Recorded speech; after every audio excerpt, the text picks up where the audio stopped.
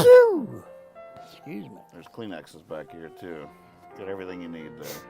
Perfect.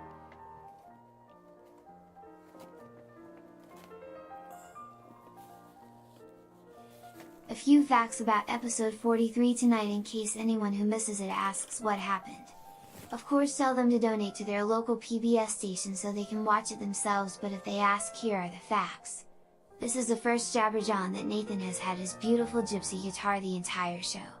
This is the first Jabber Jawn where Steve Moore steps out from behind years of secrecy and admits he was the inspiration for the Clint Eastwood Dirty Harry movies based on his escapades fighting crime in the early 70s.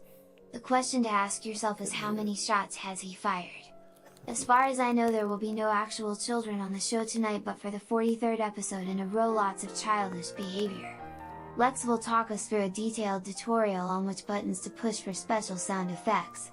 Kyle will be discussing Courtney's sandwich artistry, and last but not least, if we can get a chant going with over 30 viewers writing in through all media sources, we promise we will try and get Kathera on air to wave her hands and wish everyone a happy weekend. Hope you all can watch, and remember to support your local PBS station so every night except Thursday you can watch pretty cool British crime dramas. And remember, we are watching you too. Gosh, where they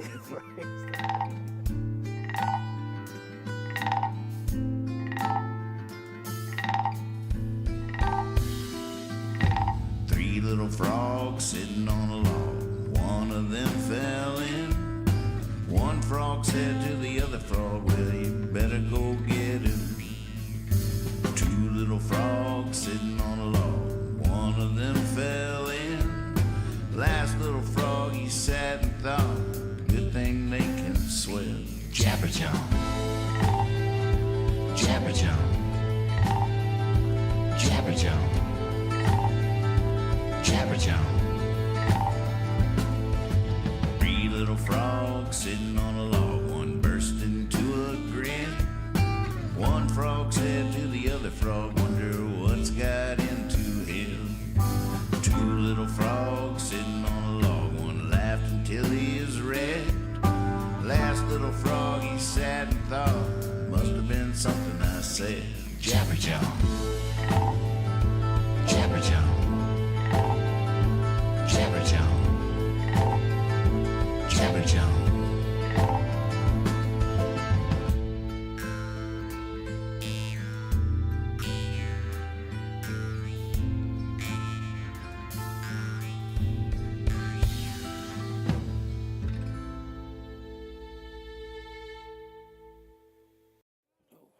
You want to smoke some weed before you put it on and fill it up, hot box yourself in there?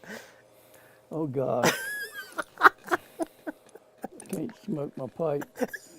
How close are we, Lex? We're on? we're live?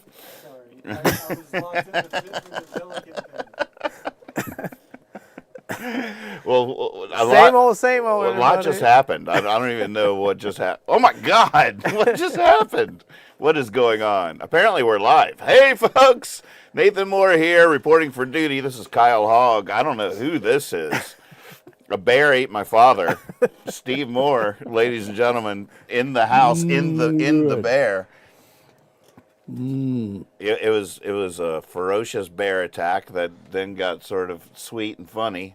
I don't know. There was a knock at the door. It was a candygram, and we opened the door, and the bear came in, quickly devoured my father, and assumed his position in his chair. So Kyle and I are just trying not to make any sudden movements. We a little bit afraid for our lives. You're basically tuning in on a bit of a hostage situation here. The blankets that cover all the blood on the lower half of the body that got eaten. Right, The legs are missing. This is a white blanket. That last meal I had is sitting in me. Yeah. It's kind of like, feels like I'm not me anymore. I feel like I've become, instead of the happy bear I was, I feel like I'm bogged down with some old body inside me. You are what you eat, bear. Well, he didn't taste that bad going down, but good Lord. It's not It's sitting not well. sitting Huh? well at all. Don't recommend eating Steve Moore. No. Apparently. No. Whew, not all at one time. Right. That might be partly my fault. Because, you don't want to waste anything. Right. But I think there were some parts there that should have been thrown Should have out. filled up on rolls first. Exactly. That's the move. Can you hear him? All right. I can smell him. Well, I guess what questions do you have for the bear? Bear, oh, come on down.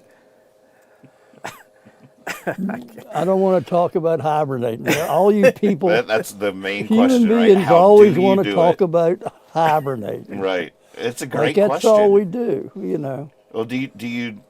So is it really off limits, or are you just kidding? You're just tired of getting Well, asked that? I'll talk about it, but I don't want to go into it for a long time. But How long do you hibernate for? usually about 2 months. 2 months. And do you bring a stash of food in there, or do you not eat for 2 months? I fill up. I bring a stash of food. I eat a cow. Eat And then, or a and Steve then Moore? Yeah, yeah. This would get me through about 3 weeks, Steve Moore would. But, I go ahead and eat a cow, and then I go into a cave and digest it For for 2 2 months. months. And then I come out looking for dessert, which Berries. is sad. No, are you asleep the whole time, or are you like? No, I wish I could, but I have some insomnia. And the stuff on TV these days is just terrible. It's not that entertaining at all. They don't even do smoky commercials anymore. They just say, let it burn. It's bullshit. Burn, baby, burn. Only you can start forest fires. Yeah, go ahead. And kill Smokey and put him on your car top. I don't like where we're heading. No, it's scary. Yeah, it is. So where do you hibernate? Well, I have a little cave. There's only so many caves, though, right? Well, there's only so many caves that people like you know about. But when you're a bear, you know where all the caves are. I see. And there's a lot. This is a limestone area, and there's more caves than people know about. Do you call dibs? Oh yeah. Oh, there are special caves. Some of them have water and running water, and some are drier, and Is there like a one bear per cave rule, or Oh will no. several Oh hibernate no. together? Cuddle we'll- puddle. No, we'll sometimes do a group area, but we leave space. We need our space, but in the immediate area of the cave, you might find another bear or two. And then sometimes things get boring, and you come down and meet and talk about stuff for a while. But it's pretty slow in the wintertime, but it gets you through. But it's nothing to really, something you really want to do. It's just something you have to do because of the weather. So is it a pretty consistent 2-month-long sleep, or is it cycles of waking? It's not too consistent. It's not like the reptiles that just kind of knock out and can't wake up. We're in a deep sleep, but if something would happen, or if we had a really bad dream, if you started having human beings running around in your dreams, you can get up. Do you ever peek out just to look around, or you stay pretty much? You can. A lot of times you'll just walk out and look out and see what it's like. And if it's a pretty day, you might even go outside. But usually it's cold and you say, oh, I'm going back inside. But it just depends. Did you ever just stand at the doorway and take a whiz, then go back inside? Oh yeah, what about whizzing? Well, there's places in that the water runs, and there's underground streams. But and do you things. basically not poop or pee for 2 months No, you pee occasionally. in your sleep? Well, you're not really. No, we're not like locked into sleep. We're more actually sleeping than passed out. But you alluded a little bit earlier that reptiles, on the other hand, will go into a deeper state of, Oh yeah, they don't have much control. like you could poke them and stuff and they wouldn't snap out of it. Right. And they're on like sort of a timer. Yeah. No, do you ever have vampires come in the daytime just to rest up in there until nighttime? No, if you're talking about bats, we have plenty of bats. Okay. The bats and the bears, nobody knows that. I'm the first bear to tell you that bats and bears know each other. Get along. We talk. Right. You talk. And they fly around and tell you what's going on. It's pretty nice. That's cool. Yeah, They're your eyes and ears. Well, they're blind. But. right. Well, sounds fascinating. How old are you? Do you know? Excuse me? Do you know how old you are? 43. Wow, that's pretty good. Isn't that a coincidence? Isn't that amazing? That is amazing. Who would have thought it? You said the magic number. We need here to was please some- the number on strings to drop in the Here ceiling. was something you missed that I got out of the meal I had a little while ago. He was going to tell you that that was the year. That was how old he was when he lost his virginity. For 43. Well, I have, as your first begotten son, I have a lot of questions. Well, I thought you would. That's why I didn't mention it. He wouldn't have mentioned it. The bear doesn't care. Now, do you feel safer now? There's not so many bearskin rugs around. Well, I feel like y'all aren't as primitive as you used to be. Oh, that's nice. Maybe you're becoming more civilized, but then all you have to do is turn on the news and give up on that idea. Right. So, never mind.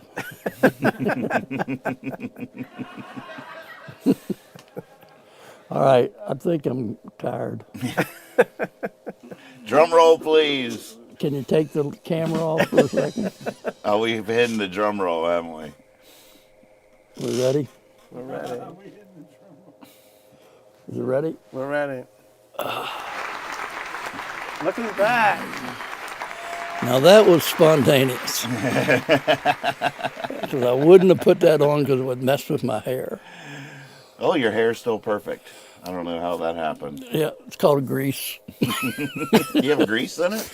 Well, just natural. Well, it's not really grease. It's just, I don't know, it's just different chemicals that accumulate when you never wash your hair. What was the stuff in the 50s that, like, the Fonz type people, greasers, or what it is? Pomade. Well, Pomade. Pomade. What's Pomade. That's the stuff you put in to hold your hair back. that? Did you ever do I that? never used it. That wasn't part of your thing? No. No hair products in your youth? Brill cream. Brill cream? Brill cream. What's that? A little dab will do you. Don't you remember that? It was just a hair. You just held it in place. It wasn't greasy looking. It was adolescent greasy, not Fonzie greasy. Gotcha. It was just when you're like 12 years old and you're going to church, you'd put that Brill cream on, slap it over, and there you are. And then, of course, you'd have that alfalfa, little one sticking up in the one back. sticking up. There's always one. What do you call those? Alfalfa had the most famous one. Not a Cowlick. A cowlick. Cowlick. Cowlick. Because that's, if cows licked your head, that would happen. I think if cow licked your head, you could lay it down, but that's the only thing that would slow it down. I don't know. I just read today you're supposed to pet a cat with a wet toothbrush. It makes it feel like its mother's licking it. Oh, yeah? Okay. There's so many things I learned when Where'd you I see cut that? hair. I don't know. This is why people tune in to Jabber John. Well, exactly. I mean, these are life hacks, You basically. have, there's so many things you can learn by listening to Yeah, I'm Jabber going to need to John. write these down. Yeah. I went to Staples last night and bought an exciting purchase of this pretty sophisticated 3-hole puncher and a bunch of binders. Wow. Binders like this.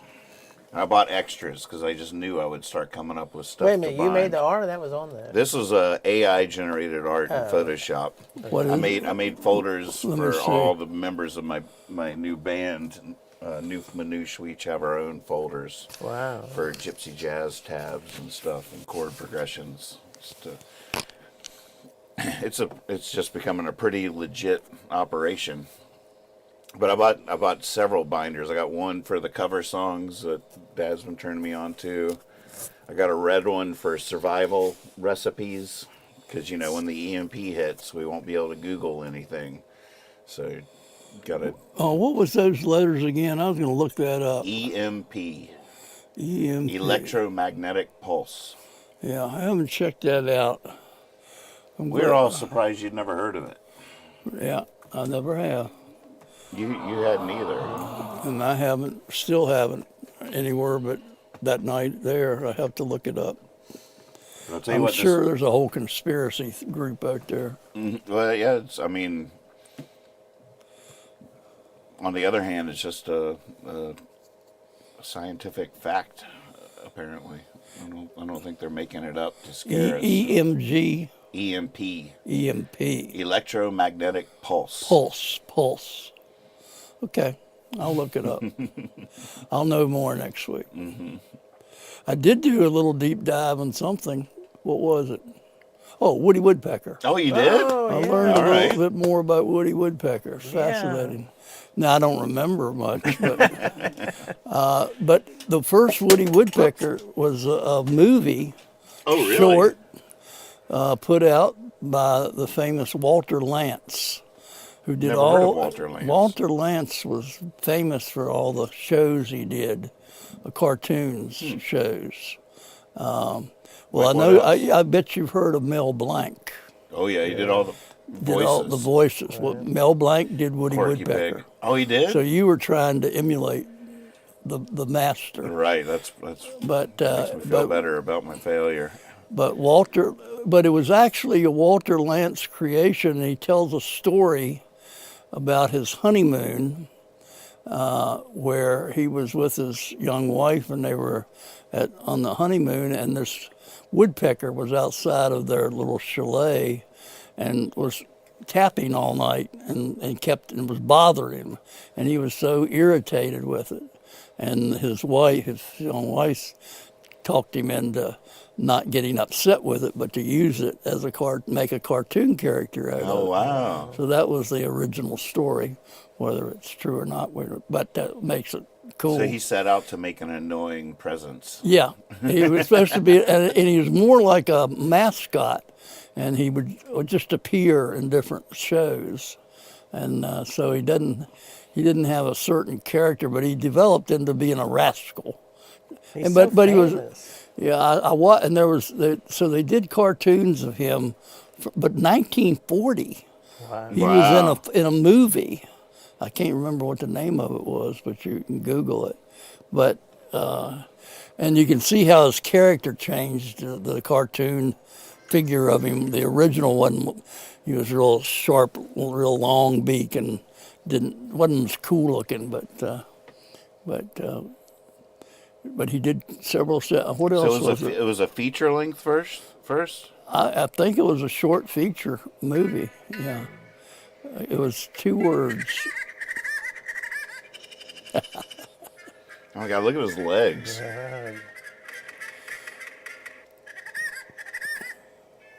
But yeah, so I checked him out.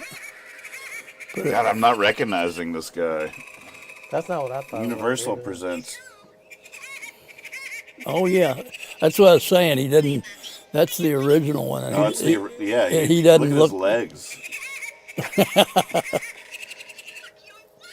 Yeah, you can Palace tell he's water. definitely irritating.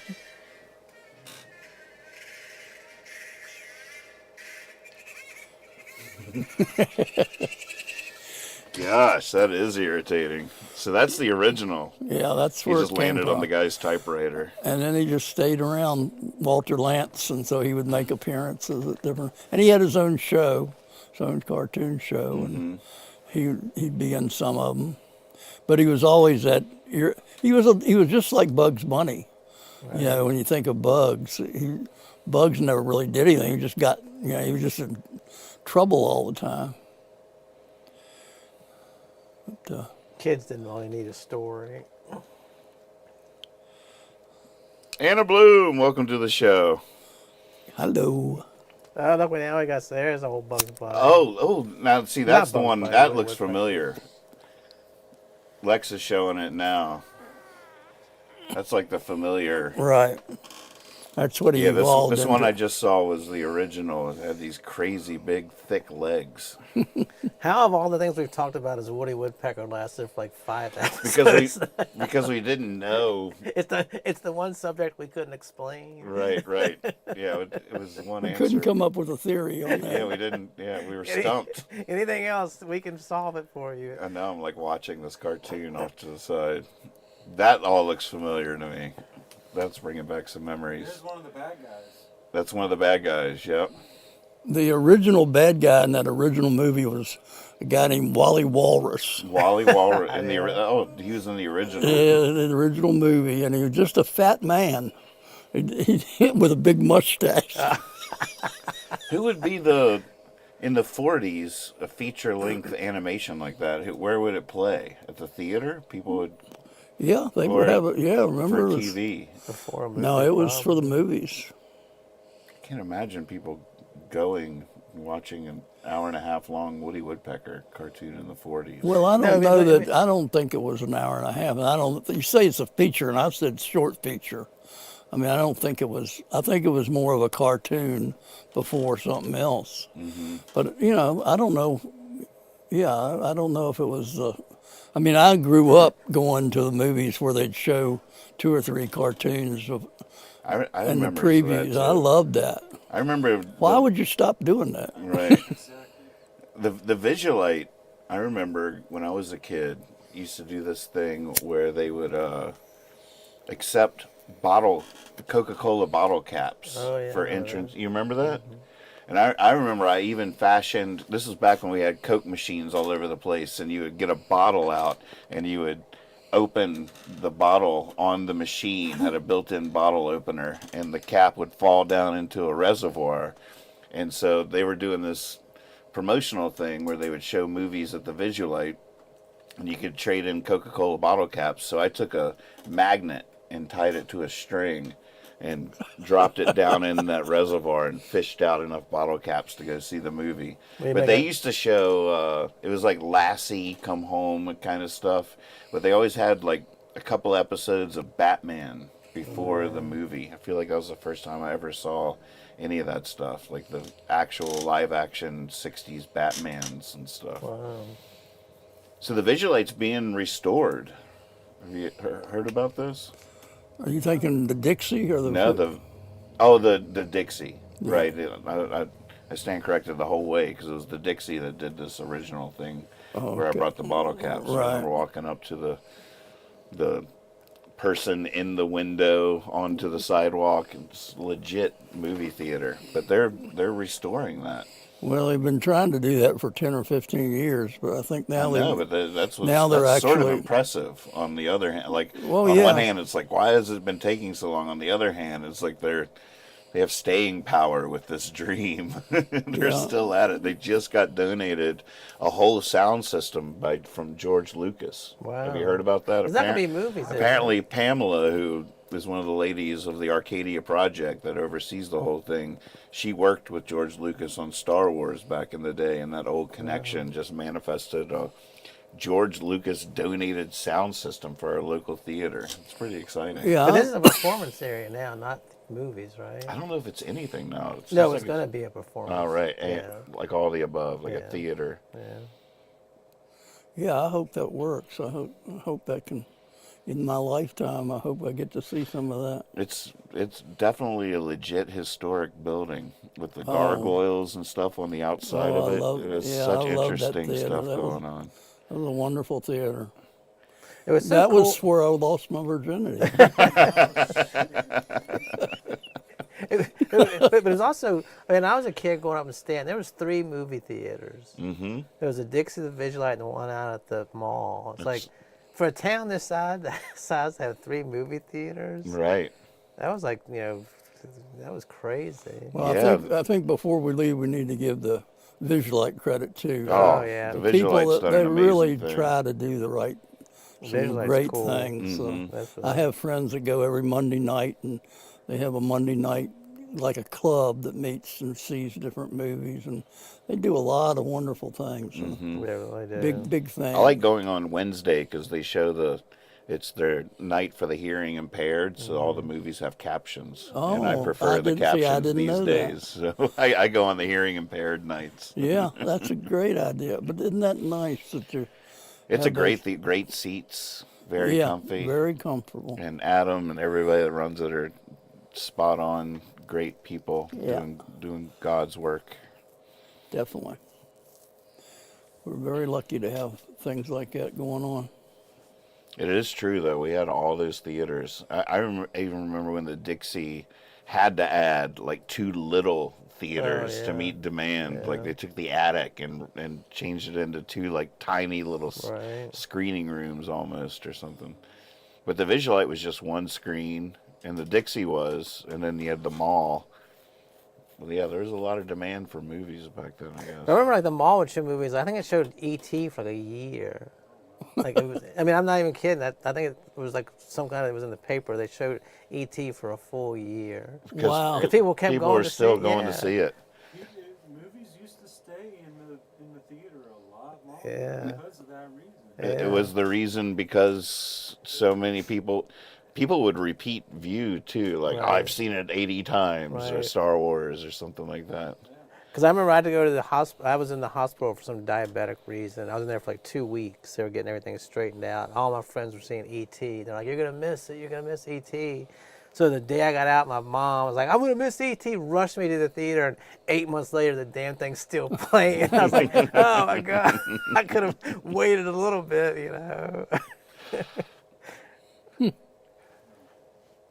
E.T. Star was a good Wars, those things played forever there. one. Jaws. I remember Jaws 3D was my first 3D movie where you actually went you ever go to the theater back in the day when they first came out with 3D movies? Yeah. And they'd give you the paper goggles, Yeah. glasses Oh, yeah. as you walked in to make it work. Right. And the first jump scare, I hit the person in front of me in the head and knocked their glasses off. I was like, oh, like the shark came right at me, and I lost all sense of space and ended up clocking the person seated right in front of me. Luckily, they forgave me in the spirit of the moment. But we'd never seen anything like it. That thing came right at me. It works. One of John Waters' movies, I'm pretty sure it was Polyester. They showed it in Charlottesville, and it was in Smellorama. Smellorama. They gave you a card with 10 scratchers on it, and you'd Oh, watch the God. movie, they'd tell you, and you'd smell. That's how you did it? That's funny, because they actually used to, like, I don't know if John Waters was part of that, but there were definitely some, back in the early days, where they would, like, bring in machines and introduce an actual smell or whatever. They tried so many immersive technologies to try to make the movies the next level. Yeah, I've read reading like Charles Dickens era type stories where like people would come in like theater groups and they would try to put out smells, fans or whatever, so that'd be part of the show. You could smell what was going on. Just have like a fan and some perfume and the pretty lady. Or... That's funny. I feel like there's a significant decline in our society's engagement in that kind of entertainment. Oh Oh, yeah, because everybody stays at home and watches stuff. Now. oh, it's Nobody true. goes We out have and- the internet now and all the Yeah. streaming technologies. I just bought a comic book that was a used comic book that said it had 3D glasses in it, but some rotten kid. Oh had taken no, it. they don't. And you could use them on the magazine. Yeah. So there's pictures in there that don't make any sense Right. without the glasses. Just those like red and blue overlapping. Oh my god! My friend gave me some 1990s low budget, like bold print, a little bit better quality than low print wrestling magazines. The funniest thing that I ever read. These guys are like Andy Kaufman or just brilliant comedian smartasses writing about. They always call it wrestling with the RA. They were wrestling the ham and eggers, like the big guys with the ham and eggers. So it's a spoof magazine? No, it's totally, these guys love it, but they're like brilliant writers, and all the good guys are called baby faces. They brought baby face out, and the old ham and egger gave it a headlock and all this. The writing is like just so. I'm like sitting in the car reading it at lunchtime, just busted out laughing. Now, were they trying to be funny or? They were trying to be. They were serious about wrestling, but there's like people talk about stuff they love, just been making fun of it, sort of. They just. They're making fun of the crowd, sort of, and they're making fun of the holds and how it's fake, but they act like they believe it. It's just. Were you into watching the wrestling? No, not in the '90s. But my friend Laura, that I told you sends me all this stuff. She just finds all these old weird magazines and stuff and sends. But you weren't a big fan yourself. No. But she sent you the magazine. Yeah. You didn't go into a store. No, and buy a wrestling. But I did write her and say, "Where do you find these? I need more." She's like, "Oh, that was a one of a kind find." We should take a little field trip out to the antique mall soon. You can find anything out there. Yeah. One of the first one the one I'm reading now is called Claw Hold, and it's got like a guy putting the claw on somebody else's head. Well, that's the thing, they're making fun of all the holds and stuff. But one of the magazines is about all the wrestling, those plastic figurines that you've probably seen them at thrift stores, and people just collect those things. So like they were showing like people's collections, like a whole wall just wrestling. And of course I read that. I was like, man, I should go out to the antique mall. I was like, what am I going to do with a bunch of damn plastic wrestlers? Wonder what the state of wrestling is at the moment. Oh my God. Who was the last crossover celebrity to come from wrestling? Probably The Rock, huh? Trump. Right. You remember when he was doing wrestling? Sort of. He would make appearances. Right. He never wrestled. No, I don't think so. Right. But the first magazine too, there used to be like a lot of the Mexican wrestlers wore masks, and they also made movies. So they were like crime fighters. So they would like be like on a motorcycle with their mask on, like chasing down bad guys and stuff. I was like, man, that would be hilarious to watch some of those old movies. Who is like the big wrestling? I guess The Rock's after Hulk Hogan, isn't Yeah. it? Hulk Hogan was the big one there for a second. Andre the Giant was a good Yeah. crossover. I was reading today. What was it? Ken Patera. Do you remember him? He might have been before your time. He was actually one of those world strongman competitors. Like you see on ESPN where they carry things. But him and this other guy, I forget what the other wrestler were. This was like in 1972. They were at a hotel and they went to the McDonald's, and this was one of the articles in the magazine, and the McDonald's was closed. So they had a fit where I tried to bust up the restaurant and stuff trying to get in. So they went back to the hotel, and one of the guys weighed like 400 pounds. So the police came and said, "Do you have anybody stand here, like a large man?" They're like, "Yeah." So they went down to the room. They had to call 13 cops. Ken Patera and the other guy were like wrestling him and fighting him and stuff. And one cop, they said, was unconscious with his eyes wide open, just laying on. They had to do 2 years in prison. Wow. And because they couldn't get into a McDonald's. That was Ken Patera? Ken Patera. That name sounds familiar. I don't even know why. But then, so like the article, and then they have a picture of it. And the guy writing the article, he's writing about it now, said, well, Patera should have served 2 years for that checkered jacket he's wearing. It's all like stupid humor like that. Oh my God.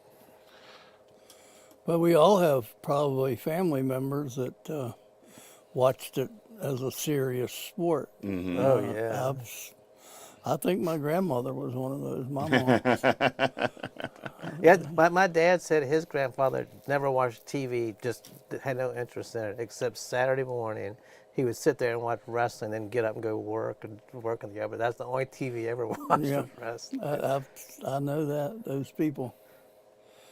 There's a good documentary on Netflix now about a wrestling league or whatever. I got nothing besides that, but I watched it. It was very entertaining. Well, now they have what? like all those It backyard. was like one of the wrestling federations, one of the leagues, but it like really gets behind the scenes, and it's just such a fascinating world. And they're Well, you know, the thing about it is, I don't see how those guys do it and not get more broken bones and more injuries, because they definitely I mean, you have to leave practice. a part of themselves on the mat every night. Yeah, There's no doubt about You it. got to admire that. I mean, they're taking a lot of physical abuse, even if they are faking it. Which there's no way they could not be faking it the way. When I first saw it when I was 9 years old, I said, well, there's no way they could walk out of there and not have to go to the hospital if they were serious. Right. I So know. you deduced that at 9? Yeah, it was easy. I don't know what was wrong with me. But I remember, like, we would come down, like, we were kids, 8 or 9 years old, you'd walk out in your underwear, and my dad would be like, wrestling match! Get down to your underwear! My brother would get down to his underwear, we'd like be wrestling. I think I wore those little white, little, one of those, whatever those shorts they wore. Briefs. Yeah, so we'd be in there wrestling. But, like, cities have their own wrestling leagues now, like, just people put them on, like, Richmond has, like, well, they did, like, a big private wrestling thing. When I was living in New Jersey, like every Saturday or Friday or something, they would have these guys wrestling in backyards, like jumping off the roof onto tables and stuff. Like, those are the people that got to get killed. Oh yeah, with TikTok now, Yeah. like that. Oh, Social media gives you a venue to do backyard stunts and stuff from the top of the house. Some guy in his underwear. Ah! Pile driver, figure 4. I remember the moves. Like that was a dangerous fascination for kids, because we all loved wrestling or whatever. So you'd be like, trying to pile driver your friends and I mean that's it's not okay. I remember. You remember the figure 4? Oh yeah, get the legs. That's it, right there, the figure 4. But I remember we were watching wrestling. A friend of mine across the street, Mark Robertson, seemed like a cement floor like this, but he had TV down there and stuff. We were watching wrestling.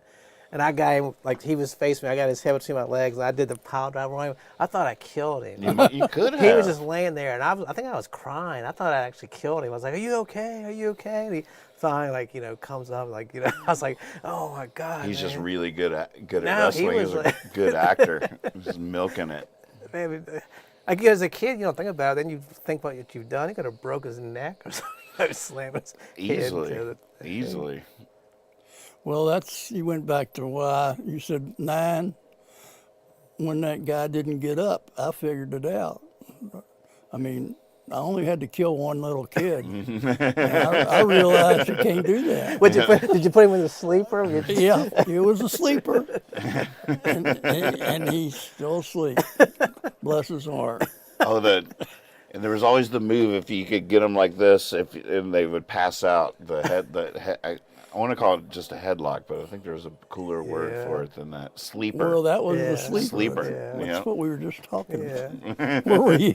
Well, I'm watching it on the TV over here. Oh, we too. got clips over there, man. Camel clutch. Camel clutch. Oh God! This is when Hulk Hogan famously escapes the camel clutch, which no one had ever done. Oh, this is when Hulk Hogan famously escapes the camel clutch, which no one had ever done before. The crowd goes wild. That's something else this magazine was talking about, how like a hold would be like whatever this was, WWF, like the camel clutch would be real popular. Before all this television, like nobody could get out of it, but then somebody would, so it loses mystery. So then if this was in North Carolina, Texas, somebody would do the camel clutch, so nobody would know about it, and how these moves would just travel from around. Right, it was the whole thing. Yeah.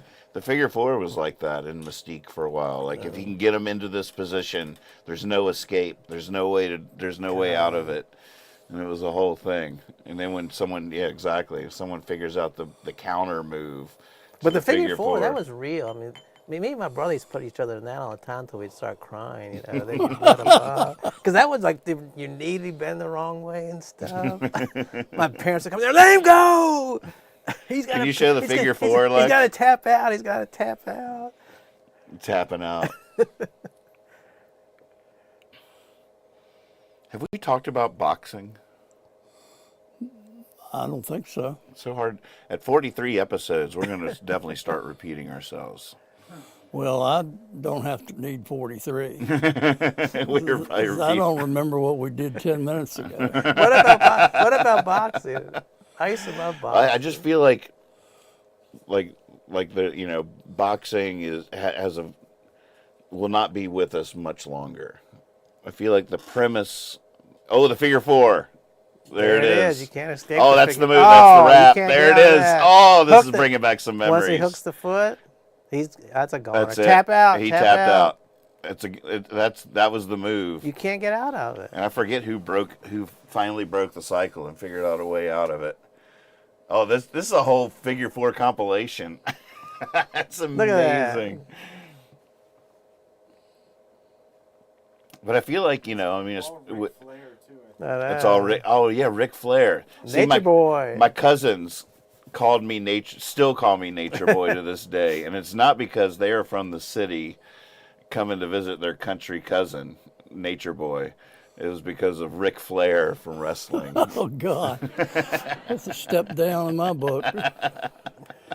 You used to Because that's who I wanted to be when we pretended to wrestle. he's still around.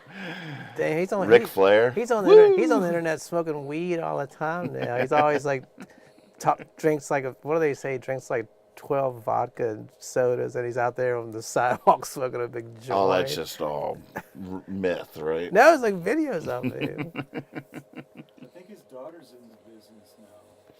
Wow. Ric Flair's daughter is now wrestling? I might be wrong about that, but I think that's how it goes. Oh, that's right. You could grab the ropes. They'll let you go if you got your hands on the ropes. I remember Ricky Steamboat, Sergeant yeah. Slaughter with the boa I've got- constrictors. In the room I call the library, I've got a big framed Ricky Steamboat picture. Oh, you do? Poster that I got when we went. So he wrestled over at the John Lewis, the Lehigh. Wow. Mighty Igor was there. Ric Flair. Wow. Ricky Steamboat. All those great athletes. Ricky Steamboat was a football player, or I think at one. A lot of those guys were Chief Wahoo McDaniels. Yeah. But back to boxing. I feel like, as we The take brutal safety in science. sports more and more seriously and want things to be humane, that the shelf life of boxing must be about to expire. I feel Well, like boxing's safe now. They got that MMA. These guys are barehanded, just beating the crap out of each other. Mm-hmm. And I think they just go at it. But that doesn't mean boxing's safe. No, but it's safer compared to those guys that are kicking each other and punching barehanded. Oh, I see what you're saying.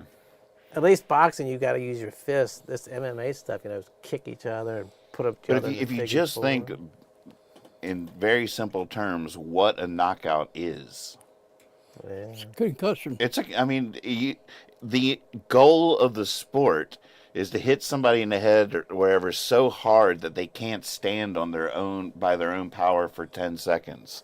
The referee is counting Right. 10 seconds, and if that person can stand by their own power, they can keep Right. playing. But that goal is pretty mind-blowing through today's lens or whatever. It's like, wait a second, that's the goal. The ref is counting to 10.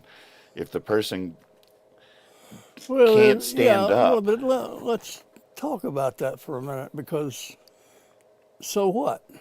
What you've got there are individuals that are using that as their way of making a lot of money, Right. and they're gambling that they're going to make that money before and still be able to think at the end of it. Mm-hmm.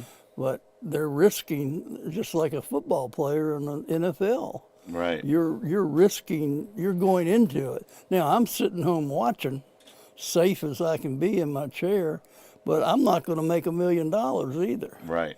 So there's a gambit going on here that those people have. It's not like it's a secret when you go into boxing. You know what's going on pretty Right. quickly. And so if you choose to do that, you've made that voluntary decision to risk a concussion or permanent brain damage. Mm-hmm. And that's what you're doing so that you could have a success in that field. And, to do it as an amateur, really, as a skilled sport, if you're worried about your brain at all, it doesn't make a lot of sense. But put it in the context of making money, that's where we are with it. Right. You know, I'm going to gamble that I'm going to make enough money to raise my family or bring my family over from Venezuela, and I'm going to do that, but I'm going to risk having a lifetime not be able to walk at the end of my career. So, you know, that's going on too. And people are watching it and they're paying money to watch it, and that's part of what they're paying for. Right. That risk. I just wonder how long the spectators will have the stomach for it. Like, I wouldn't necessarily, like, I see what you're saying. Like, they're there of their own volition. They've chosen to do this. Yeah, you don't think there's going to stop being violence in the movies? People love violence. People love to see other people getting hurt. Mm-hmm. I mean, that's what they do. So I don't see that as a problem at all. Right. That's part of the entertainment value of it. Mm-hmm. Well, I think it's, you know, changing the subject a little bit. I was watching the other day, rugby. Boy. That's a fascinating thing because those men first of all, they're grown-ass men knocking the heck out of each other, but they're not getting hurt. They're not getting the concussions because they know you don't lead with your head. Right. You're an idiot. Because they don't wear all the protective pads. Right, exactly. That's what you give a guy a helmet and he thinks he's safe. Right. And that's just not true, as we all know now. But there's still that. I think the rugby it on the first glance looks more primitive, but it's actually more civilized because they tackle the way you're supposed to tackle. I still don't understand rugby. Well, would it be too hard to explain, maybe? It's not really any big deal. I mean, it's just like, to me, it's just like football. You get the ball and you try to score. But it might be hard without. It's got certain rules that are different than, Right. the way the scrum and the way they set that up. But, there are definite rules for how you do that. And everybody plays by those rules. You ever watch rugby? A friend of mine in New Jersey played on a team, like a local team. I went and saw him play one time. He got a black eye and all. Well, that was Did you follow it? Did you understand what was going on? No, he just wanted us to go see in my family, in our family, rugby came into our world through Joe Moore. Yeah. And Joe was an excellent high school football player, one of the best that's come out of this area as a quarterback at Buffalo Gap. And when he went to college, there was that question of, are you going to play? And I never pushed him. A lot of parents try to guide their son into what they want to be. So if I wanted to be a quarterback, I want Joe to be a quarterback. I didn't play that game. But so Joe didn't pursue his football career. He wanted to challenge and to try to do something different, and so he started playing rugby. And he has his own reasons, but that was wonderful. He played for 4 years at Mary Washington, and he has lifelong friends from that. But I would go up and watch the rugby matches on Saturday, and those were a lot of fun. But I learned a little bit more about rugby. I didn't know much about it, but I still don't know a whole lot about it. But it was really an interesting sport. Now, how many players are on a team? I think it's 10 or 11. I think it's something like that, 11, 10, 11. Yeah, I stumbled on a rugby match just the other day and watched it for about 10 minutes, and I could not figure out what the heck was going on. Like, what are they trying to do? You can suddenly kick the ball. I don't know. There's a lot going on there. Yeah. I feel like we need visual aids to really break down how it's played. But you have to walk me through that someday. Yeah, it's not, I don't see it as really difficult. They kick the ball because they're not going anywhere and they want to get the other. It's field positions, all that is. Is there a rugby league here in Stan, do you know? There Joe was playing some rugby when he first got back, but I haven't heard of any lately. There's too many injuries for a pickup game to jump up and, has to be pretty well organized. But of course, what he was playing was the college club thing. So they would play VMI and other schools around that had teams, played JMU. So going back to where we started that with the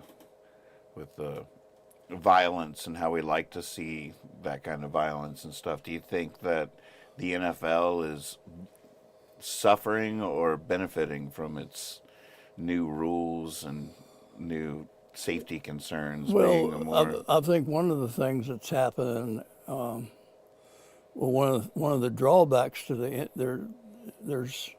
there's two things that are slowing the game down, and one is the injuries. So you're getting more and more people getting hurt on a play, and they have to, instead of going to commercial when they want to, they've got to go to commercial. And then if a guy is staying out there for 10 minutes while they bring it in, if he's got a neck injury, you can be 15 minutes before they start playing again. So all those, those are reasons why you don't want to get people hurt, just in terms of that. Obviously, you don't want to get people hurt either, but just because you don't want to lose them as a player, or even more as a human being, you don't want them to be hurt. But those are going to happen. And the other issue that you're dealing with in terms of the timing, besides the injuries, are the timeouts and the commercials and all that slows the game down. But what was the other one I was thinking of? Injuries and instant replays? No, because they do that when they have time. They don't take time out of the game. I mean, using the technology to make yes. calls. Yeah, whatever. Protesting Challenging the calls. Challenging the calls. That, they'll do a review and it takes 5 minutes to get everybody to look at it and everything. And those two things really have slowed the game down to the point where they need to do something. So the easiest thing to do is to eliminate the injuries. But they got to teach tackling different. They're just leading with their head way too much. I mean, I was a football coach, and I played football, and I never got a head injury because I never led with my head. But you do lead with your head. When a guy's coming across, you put your head in front of him, and then you hit him. You don't hit him high. You hit him low, and you wrap your arms, and your head goes to the side, and you roll him over. And that's the way I taught kids to tackle, and that's the way you ought to be tackling. And if you watch rugby players, that's what they do. They don't run in there and hit you with their head. And damn, they got some hard heads on that rugby team, I guarantee you. Those are some Neanderthal people. I say or Celts and Gauls. NFL, you hardly see the arms used anymore. They just try to hit you as hard as they can. They just try to go in and knock you over with their whole body, but they lead with their head. And what's happening is you lead with your head, and that guy ducks down, and you hit him right in the head, and you get kicked out of the game. Well, you shouldn't have been leading with your head. Right. Yeah. But you weren't trying to hit him in the head. You were trying to hit him in the body, but he ducked down. That happens all the time. You'll see so many plays where the guy didn't really mean to hit you in the head, but your head got in the way, and that was the first thing he hit. But, Right. But again, you are leading with your head, so that you got what you're, I don't know, just wrong. But at least they're aware of all this stuff now. That I remember when I played like Little League football, I was maybe 12, 13, 14 or something, and I was a safety, and some guy was running towards the goal, and I was just back there waiting for him. When he came, the same thing, I went to get him, and he put his head down and hit me. Our heads hit, we went back, and I rung my bell, and I woke up or got my senses, and the ref was just sitting there like some guy was just refereeing the game for spare change, was like looking at me like and I'm like trying to get my senses, so I get up off the ground. He's laughing like, "Hey, got your bell rung, didn't you?" Like, "Oh yeah, sure did." I love the early days of football where they're all just in like leather helmets and the goalpost is right on like the goal line or whatever. So people are just running into it all the time. We're all like guffaw. But nowadays, I'm sure if kids, if that was somebody got hit like that, they would all, parents would be screaming and they'd stay down, somebody wants to look at you, Yeah, we're definitely aware of concussions more than we used to be, but we're not. That's a hard thing to control. Welcome to the show, Magpie Swaby. Hey, Swaby says, you kick the ball forward and pass the ball back underhanded in rugby. My brother played a lot of rugby back in the day in the lock position and had to tape his ears back so they wouldn't get ripped off. Oh, my God. Man. Back in the day. God. Magpie says, I have learned so much about wrestling from listening to Rick Rubin interviews. I'm intrigued by that. A well-crafted play.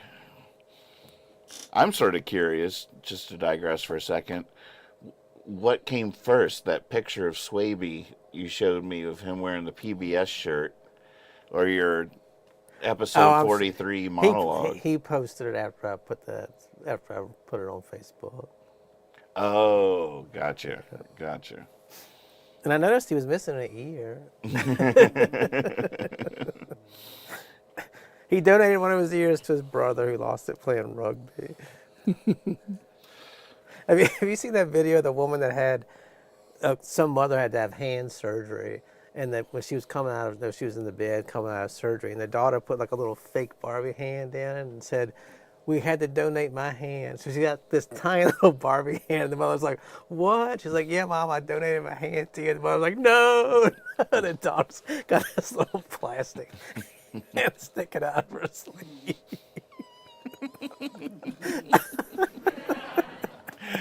Welcome to Jabberjawn. This is the Kyle describes memes segment of the show. I want to know We have to about compile all these. I want to know about taping your ears back. That's like fighting pit bulls or something. Right. How would they lose an ear? Swaby, we need more details. Biting? They don't wear helmets, and it's a full contact sport. Can somebody hit you so hard your ear comes off?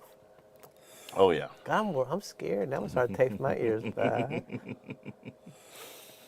Wow. See you next Thursday. Lose it in the scrum. In the scrum. Get him by the ear. Oh. lots of weird things happen in those scrums, I guarantee you. What's a scrum? That's where the two teams come together and push each other. So, all right, so just describe that moment to me. Like, what's that? So what's happening the there? ball, The ball is free. The referee has the ball, and the two teams lock, and they start scrumming. They start pushing, and then he rolls the ball under Just between their legs, between like into their, the middle into of the this. middle, and one guy grabs it and passes it back, and that's how they It's like the jump ball. It's like a toss-up. Right. Yeah, exactly. And some people are inside. They're just the grabbers and the passer back, and then there's always a guy that gets it and throws it, and then the play starts again. But the thing is, like when you watch football and they kick off and There's a picture of the scrum on Discord. Thanks, Swaby.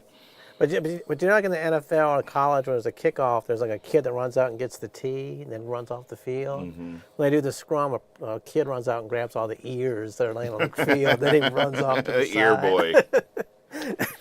I've got 4 ears. I'm not sure who they go to. I'll just put them in this bucket of ice until we come back. We'll match him up to the right heads afterwards. Anybody missing an ear, go over there at the end of the game. We've had them on ice so we can sew them back on. So I guess it's time. Four. Bird. Oh, I thought you were gonna say for us to lend you an ear so you would play us a song. No. Are you ready, Lex? Oh, he's showing them the scrum. Look at that. Man. So when's the ref throw the ball in? Look at them. They're going all the way down the field. What is happening? It's so weird. I can't see. The scrum is getting pushed yards and yards and yards. Well, that means one group is winning. Look at him. Actually, there's no ball in there. It's a Ric Flair that all trying to pin. Ric Flair. Oh, he's got him in the figure 4. Oh, that's inescapable. Oh, he reversed it. Man, look at that. Yeah, we missed our opportunity last week with Joe to get him to explain rugby to us. Yeah, that game, you got to be a man to play that game. Yeah, that's intense. That's a very good visual aid there, Lex. It's fascinating. So what bird did you bring us today? I brought you a shorebird. A shorebird. Trying to make that side of our family feel included in the festivities. Yeah, it's another bird that they use color in, and his name is the brown pelican. The brown pelican. And he's the state bird of Louisiana. Ah, of Louisiana. Wow. Yeah, the pelicans are famous in Louisiana. Oh my goodness, look at that thing. Aren't they something? Oh my Look at goodness. that. What is going on with that gullet? Well, I have some things to say. I learned a couple things. I learned 2 new words. Oh wow. First of all, I know that a lot of people that watch this think that I know all these things about birds, so I'm going to let the air out of that balloon a little bit. I actually have to research too. Well, I don't have to, but I could just make stuff up. Right.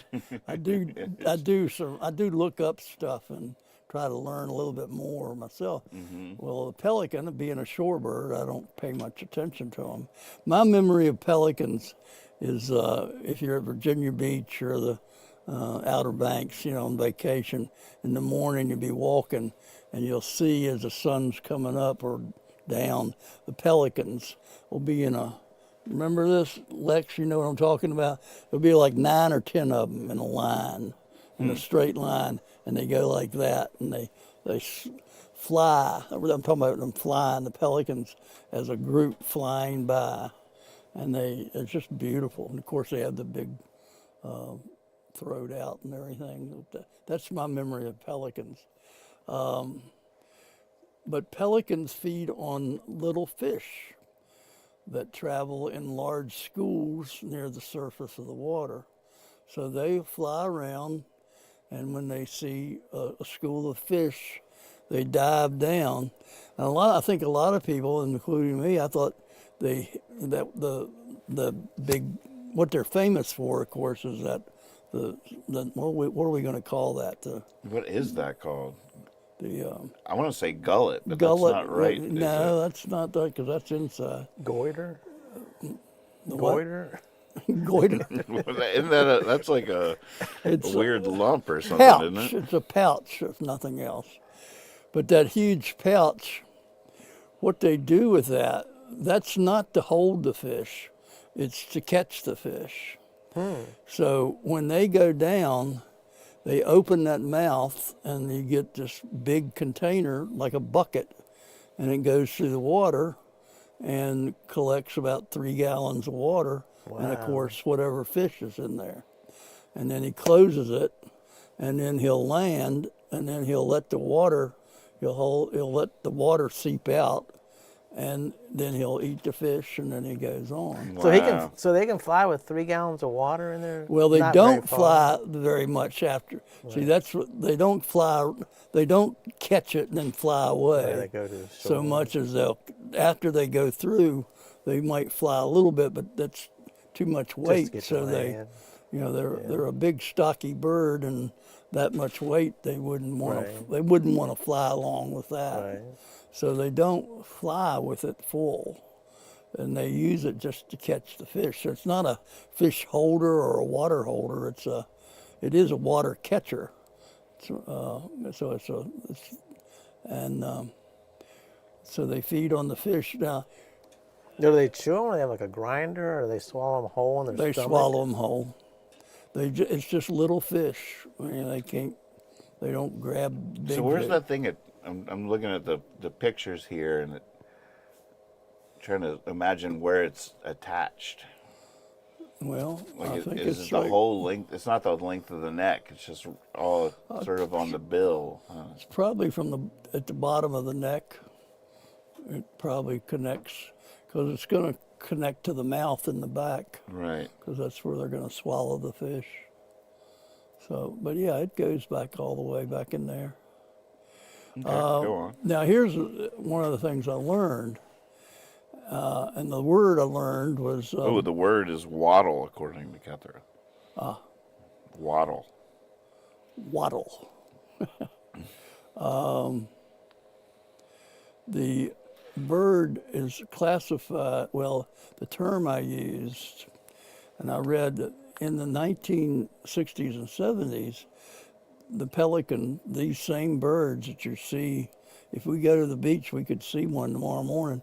They were almost extinct, almost completely extinct in the 70s. And that was because of DDT, and which was an insecticide that we were using from the 50s on all of our plants around. So what was happening is called bioaccumulation. Never heard that word before, and I'm a biology major. Bioaccumulation. So what happens is that the DDT is an insecticide that is a chemical that doesn't break down very well. And so if you put it on a plant, an insect eats the plant, and a fish eats the insect, and a big fish eats the little fish, and then the pelican eats that fish. Well, the whole way up, that DDT has been accumulating in the fat of each organism. Wow. So when I eat a fish, I'm getting DDT, What'd you call that? Accumulation? bioaccumulation. Okay. So in other words, why were the pelicans going extinct? Well, what was happening was they were living their life just like always, but that DDT was accumulating in their fat to the point where at some point as adults, in other words, year after year, the DDT kept accumulating. The DDT, the chemical, gets in the way of the formation of calcium in eggs.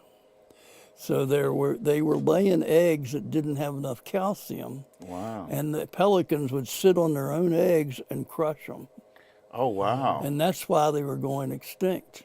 They weren't able to have any babies because they were killing themselves. And it's just so much you can learn about how things. Why did it affect them more than other birds? Well, because they ate the little fish.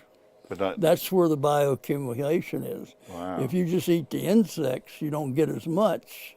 See what I'm saying? The accumulation occurs at each source. So the insect eats more plants, he gets more DDT. And the bird eats more insects, and the longer he lives, and so it goes up the biological layering of the food chain. It goes up the food chain. So the higher individuals, well, guess who's at the top of the food chain? we are. Yeah. Wow. So there was a book that came out in 1962 that I think had more effect than any one book, except, of course, maybe the Bible or the Quran, those things. But this one book, I wonder how many people know what I'm talking about. It came out in 1962, and the woman's name was Rachel Carson. Do you remember? Do you know now? What was the name of the trivia question? Anybody? I know. Name of the book. I had the book. This It's a literary. You're getting some shout outs in the chat, by the way, Yeah, Lex. the little- Crushing with the visual aids there. He had an example of a DDT egg on screen while you were talking Oh. about it. Damn. This is multimedia. I can visualize the book. I have a white cover. It's got like a circle on it with like the plant, the food chain around it. I'm not sure. This if that's planet what- Earth, or this little planet Earth, or something. Oh, Magpie's got the answer in the chat. Should I give it? Yeah, go She ahead. says Silent Spring. Silent Oh, Spring. I'm wrong. Man. And people have Ding, heard ding, of it. ding. Winner. Yep. Go Magpie. We're going to go to but the book was about DDT and about the fact that if we don't watch out, all the songbirds are going to be gone. Do we still use it? No. No. It was banned, and that's why I say it was one of the most important books. It was one of the people reading that book were just alarmed. Right. And we should have been, but it's a good example of how one person could write a book and change the course. Change the world. There wouldn't be pelicans if it wasn't for Rachel Carson. Amazing. Thank you, Now, Rachel Carlson. Do you know, was she a scientist or she just gathered all the information? That's a good question. I don't know that she was a scientist. It was not written as a scientific book. It was written as like a something she was in. Here warning. you go, quick sidebar. Name this tune. Hey, farmer, farmer, put away the DDT now. Give me spots on my apples, but leave me the birds and the bees, please. Never heard it. No? No? Joni Mitchell. Very good. You know the song. It's from They Paved Paradise, Put Up a Parking Is Lot. that- yeah. But yeah, one of the verses was, Isn't that right? Hey, farmer, farmer, put away the DDT now. Well, It was probably in the 60s. She probably read that book. She definitely read that book. Mm-hmm. Or Rachel Carson listened to her and wrote the book. Right. Who came first? Yeah, which came first? Yeah, well, that's great.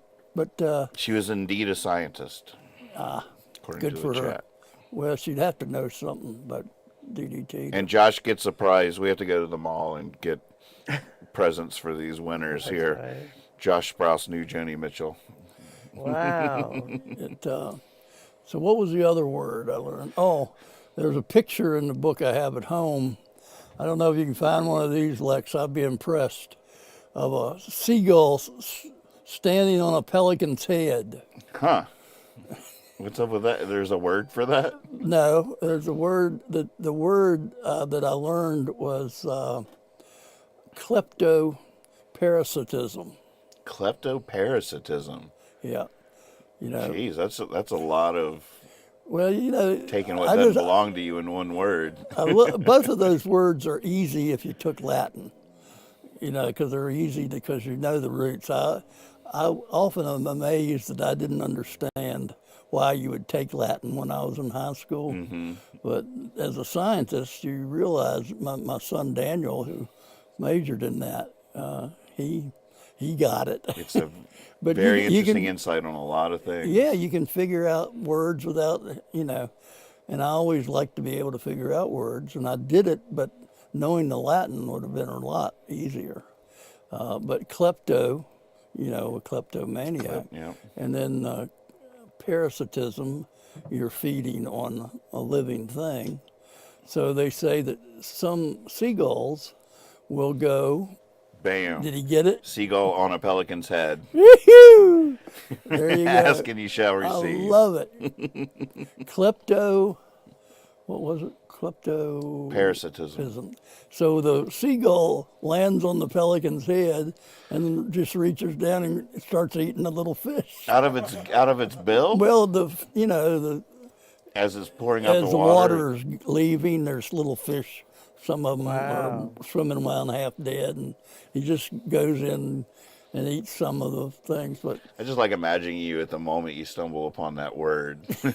Just a little delight of the senses oh, there. I love that. Yeah. So that was today. I learned 2 new words today. What was the first word? The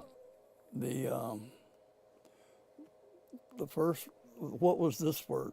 This was Kleptoparasitism. kleptoparasitism and accumulation. Bioaccumulation. Again, which And is waddle. real simple. Don't forget waddle. Waddles. Ketha said that was just a guess. Oh, Well, actually, I thought waddles was more of a throat thing for turkeys. Right. More than a big old tuba container. Anything else? You know, other than that, they do flock. They don't have much of a call. The young ones in the flocks will yell at each other and talk, so they have a voice, but they don't really sing. But they don't make huge nests, do they? Where do they sleep? Just they'll find like an island or a safe place where there aren't a lot of predators, and just build a real rudimentary nest and On the ground? on the ground or in a tree. Do they migrate? Not, no, but they will move with the fish. They more are just going with the fish. Like the brown pelican we have is from, like they don't go up to New England much because of the fish don't go there. The fish are following the Gulf Stream.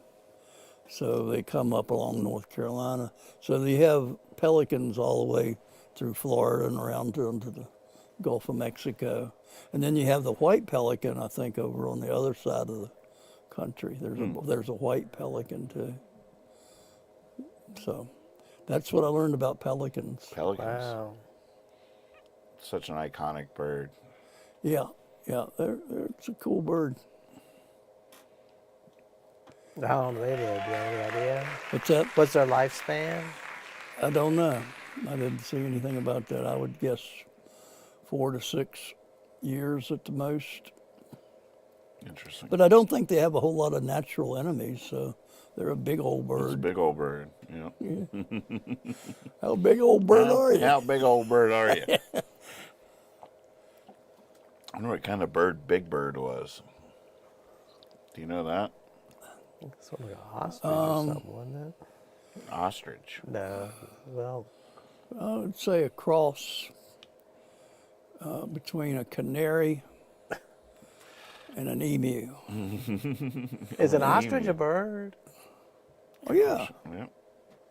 Yeah, an ostrich and an emu. Doesn't fly. No, they don't. They run. Are there many birds that don't fly? Not a whole lot. If you got wings, you might use them, but if you hang out by the ocean all the time, you might end up being a penguin. So you don't need to fly. A penguin's not a bird. Penguin is a bird. Penguin's a bird, Okay. but they have little stubby wings, what they are good, their wings aren't good for flying, but they're great for fins. They're great for swimming. God, So- that's a Venn diagram right Now, there. what is of ostriches? Like, does the ostriches ever put their wings out? Do they ever? Yeah, but they don't use them for much. Maybe for balance while they're running, but they don't do much with them. Well, chickens can't fly, can they? Chickens? No. Short distances, like up onto a height. Flutter. But that's only because we bred them that way. Oh. The wild chickens could fly, Right. but Really? we didn't want them to fly, so we bred the ones that had the weak wings. Now, where would you find? Is that still a thing on wild chickens? Well, there are birds that the chicken have evolved from that still are alive, Wow. but they're ground birds, so they don't fly a lot anyway. But you don't want your chickens to fly away, so you don't breed the ones that have good wings. Gosh, Selective the breeding. things we've created to meet our needs. The brown pelican. Penguins fly underwater, says Magpie. Ah, Well said. definitely. It's pretty interesting. Here was a post one of our viewers put up the other day that I thought was pretty interesting. John Dotson said, "Some days I have all the answers at work. Some days I'm better at golf than I usually am. Some days the guitar feels right in my hand. Some nights the dinner I've made a million times tastes better than every other time. Why is that?" That's a good question. Because it could be because every once in a while you're going to find a good egg. It's just like when I'm doing my gambling. I tend to think when I win that I have talent. But, if you bet enough, you're going to win one every once in a while. Right. And so there's that. But there's also grace. Right. Sometimes you are filled with grace and you perform in a way that you put it all together You see it in sports all the time. It's all of a sudden. A lot of that's like the source of superstition. Yeah. It's also the source of musical inspiration, too. So, writing, poetry, or whatever, sometimes it hits, and most of the time it doesn't. But I think it's the law of averages and just catching up with you. But I think sometimes there's just grace. Unaccountable. The stars. Yeah. The stars line up once in a while. Magic. Stars align. I like that phrase. Yeah. I read. I don't know if I think I heard this. Somebody said, and that's not exactly what he's talking about, but the way, like people say, I have to go to work. I have to go do the show tonight. I have to, go home, get ready. If we would change that to I get to go to work today. I get to come over and do this show. How your whole life will change if you just view things as an opportunity instead of a burden or something you have to do. That's great. It's a good way of looking at things. There's probably a lot of little tricks to being in grace more often. Whatever. There's practice. There's intention. There's aphorisms or ways of looking at things that are super healthy like that. I remember blowing my own mind because I would get terrible stage fright. I get very nervous before a gig. But one day I decided to tell myself that feeling wasn't fear, but excitement at the opportunity. It was the exact same energy inside, the butterflies in the stomach and all that stuff, but just like trying to step to the side and be like, no, that's not fear, that's not anxiety, that's excitement. Can't wait to get out there. Can't wait to get out there. This is such a and it was a really useful little tool. I still use that to this day, where I'm just like, no, it's the opportunity that you're just so excited about. And it's it's the same emotion, but two different ways of defining it to yourself that can be really helpful. Yeah, that's right. I like that. I was thinking how I would have, if I've done that, and I was thinking that, I always had that philosophy, but I think sometimes I had to talk myself into it, that the reason that we're here together in this classroom today is to learn. And learning is fun. And I had to constantly push that in, that learning should be a fun thing. And remind yourself as the teacher. Exactly, that I don't get bogged down either. We ought to have a little fun doing this. Right. Or I'm not doing it right. Right. Yeah. And that's the same thing. It's just an attitude more than anything. It doesn't change anything, but it's just like you were saying, I didn't feel like I had to be up there. I was getting to do something. And, exactly same thing. Yeah. It's funny how superstitions do play into a lot of people's role with that grace relationship or whatever. You see a lot of, in movies at least, I don't know, a lot of athletes and stuff like that, or performers, they'll have their little rituals or their little medallion. If that breaks, they've lost their grace. Like they put it all in this little thing, I guess just as a way of tricking themselves into being graceful or something. But superstition is interesting in terms of all that. It is. Like I can never do that on the day of a game, or I can, like little things that we do. People that won't shave their beard when they're on a winning streak or something, because there's something about, if I change anything, I'll fall out of this groove that I'm in. Right. It's so fascinating. Guys, so you're talking about that, because I wrote a thing on Facebook last night, and it was too long, didn't make any sense, so I erased it. But it's basically the exact same thing. When me and my wife first started dating, like our third date, we were walking around Richmond, went to some thrift store, and we left, and she had bought me like a little black bead necklace and gave it to me. I'd never worn any jewelry or necklace before. When she gave it to me, it was like she had given me like a good luck charm. Like I knew I was protected. I knew somebody cared about me, and I just would never take it off. But it broke, and like she's like, "Where's your necklace?" And she was a really good artists and stuff. So that was always just string and cheap beads. But so one would break, and she'd say, "Hey, where's your necklace?" And she'd make me another one. We were at the beach one time. I was out in the water, and I came back. She's like, "Where's your necklace?" And I said, "It broke." We went to Walmart, and she bought, some string and made me another one. So when I got divorced, and the one that she had made me, the last one broke, and I was like, "Oh shit!" For the first time in like 30 years, I don't have a good luck charm. And it was, it sounds stupid, but I was really like paranoid, like, "Oh crap, something's gonna happen to me." So I have I wear like a diabetic. Like a chain with like a little diabetic thing if somebody sees me.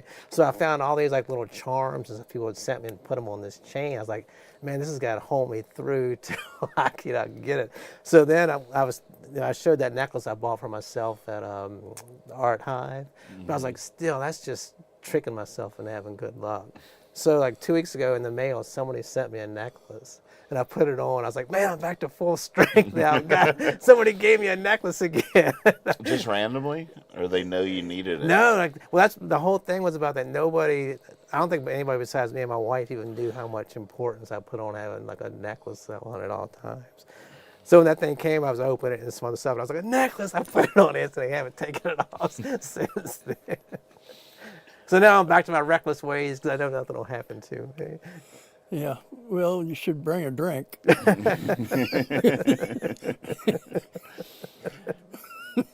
feel like I still have some of that in me, but when I was young, I definitely believed in like magic charms, like even just like a rabbit's foot or a four-leaf clover, Right. like the classic archetypal lucky things. But I believed in the magic of I got my rabbit's foot, let's do this or whatever. And then as you get older, it evolves into crystals and things like that from my New Mexico days. Like that's I'm not sure if I guess I still have remnants of that or whatever. Like I feel weird now because Saul gave me this great bracelet from one of his last travels, and as soon as I put it on, I was like, oh That's exactly what I had. It just kicked me up a notch. That's Like what in general, and then when it broke, I was a little mortified. Like, oh god. So you know Now what I'm talking about. That's actually so for like 5 years, I was like just tiptoeing around. Like I hope nothing happens to me when I'm trying to fake it with the necklaces I'm buying myself.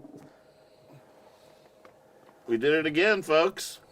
Did we? We did it. Episode 43, crushing it. 43. That's a lot. Y'all have been kleptoparasitic off of us for the last 43 episodes. What is the word? Get off my head.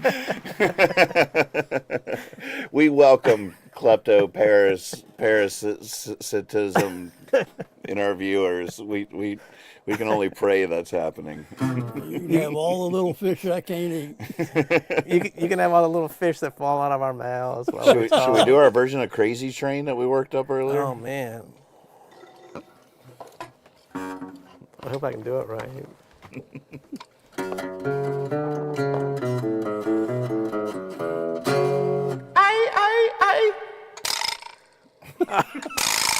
Yeah. You better start. Thank you. Thank you. You gotta start over. That was so weak. Well, actually, the hook doesn't come in yet. It's like all drums, like. All aboard! Aye.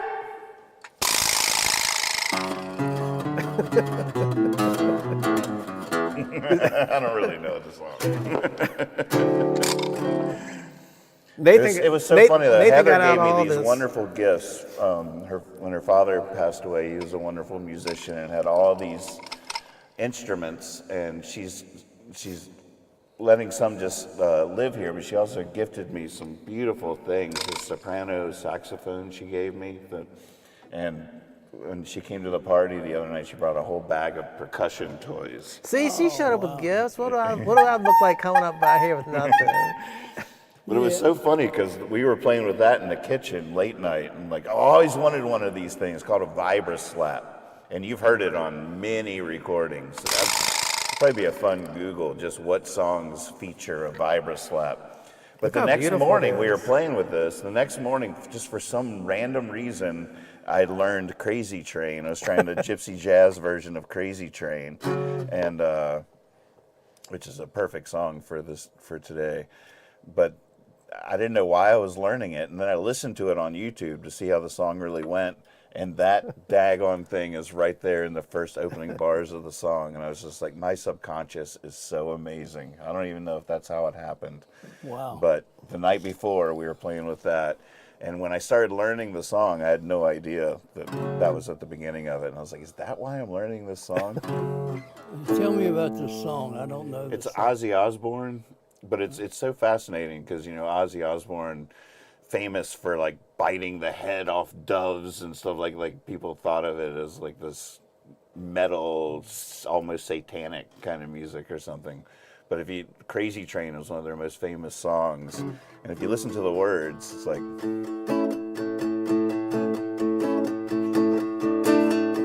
crazy, that's how it goes. Millions of people living as foes. Maybe it's not too late to learn how to love, forget how to hate. Mental wounds not healing, life's a bitter shame. We're going off the rails on a crazy train. Going off the rails on a crazy train. That's all I got. But I was trying to come up with a gypsy jazz version. Mental wounds not healing. That's amazing. But it's just such a great, beautiful, sweet, hopeful lyric. Yeah, I love that.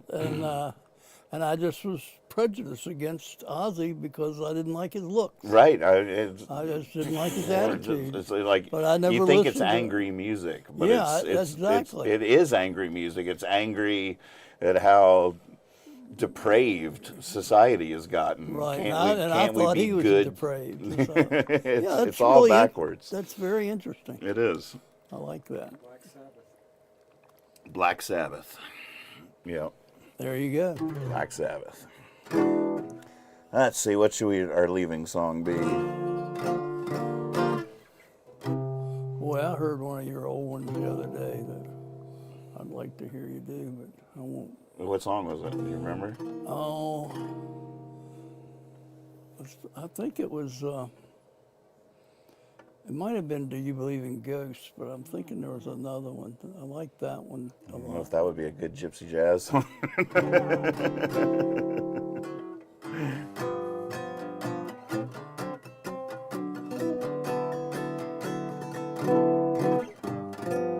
Was it that one? Oh, it was in that time period, but yeah, let's go with that. Now I want to hear that. I'm tired of slowing down. I'm tired of waiting around. Tired of finding something new to find each time something is found. Of course, I've learned my lessons. I can give some good advice. Still, it's hard to take the same old river twice. When I know it isn't true, but it doesn't go away. And no one asks what's new, 'cause they know what I will say. It's hard to have faith when you need it the most at the end of the day. Do you believe in ghosts?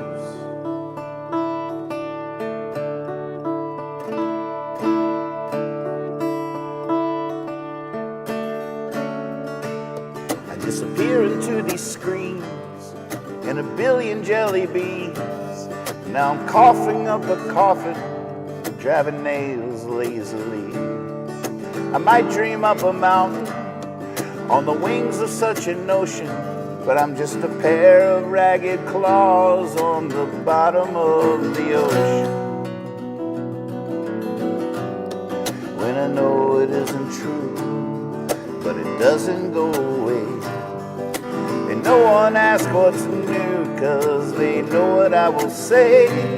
Well, it's hard to have faith when you need it the most at the end of the day. Do you believe in ghosts?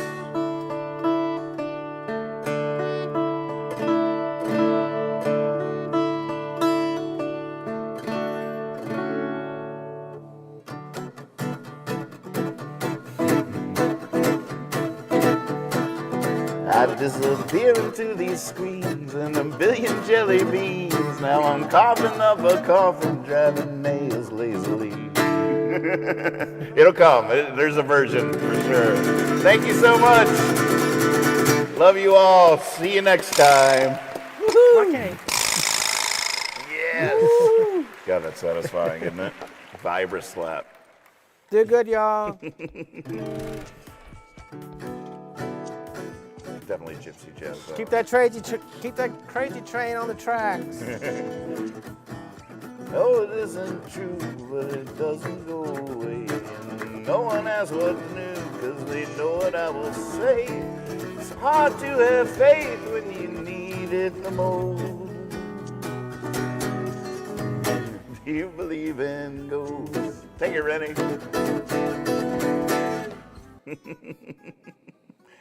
We did do some fun gypsy jazz versions of some classic Nathan Moore songs at the party the other night. Tombstone was a good one. Played Dan the